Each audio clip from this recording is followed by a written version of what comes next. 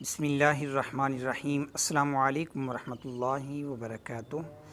کیسے ہیں تمام میرے بھائی اور بہنیں؟ امید کرتا ہوں کہ آپ لوگ سارے خیر وفیت سے ہوں گے۔ میں ہوں حافظ محمد بلال اور آپ لوگ دیکھ رہے ہیں اسلامک ٹیچر 27 آفیشیل۔ آج کی ہماری ویڈیو کا ٹاپک ہے جادو کا مجرب علاج۔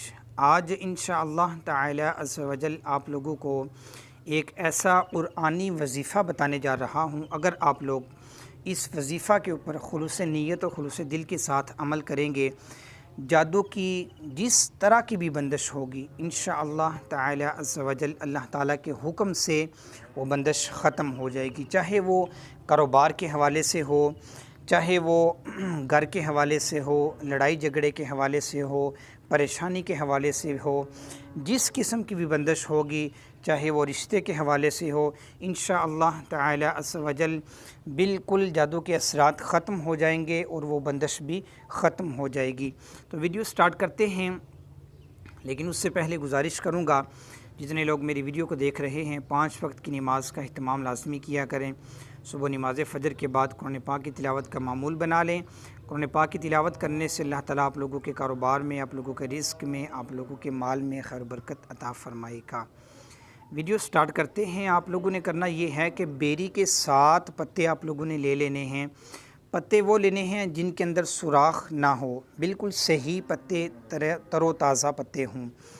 اس کے بعد ہر پتے کے اوپر سورۃ البقرہ کی آیت نمبر 102 مکمل 3 بار پڑھنی ہے۔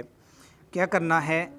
بیری کے جو 7 پتے آپ لوگوں نے لینے ہیں، ہر ایک پتے کے اوپر سورۃ البقرہ کی آیت نمبر 102 3 بار پڑھنی ہے۔ اس طرح 7 پتوں کے اوپر آپ لوگوں نے ٹوٹل 21 مرتبہ سورۃ البقرہ کی جو آیت ہے، آیت نمبر 102، اس کو پڑھنا ہے۔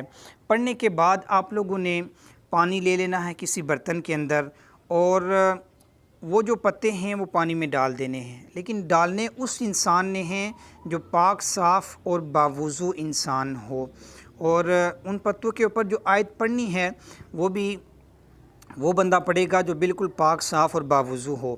اور پڑھنے کے بعد اس پانی میں وہ ڈال دیں۔ ڈالنے کے بعد وہ پانی مریض کو روزانہ 3 ٹائم صبح، دوپہر اور شام کو پلائیں۔ بسم اللہ الرحمن الرحیم پڑھنے کے بعد آپ لوگوں نے یہ عمل لگاتار 7 دن کرنا ہے۔ اگر پانی کم ہو جائے تو پانی اس میں اور ملا لینا ہے۔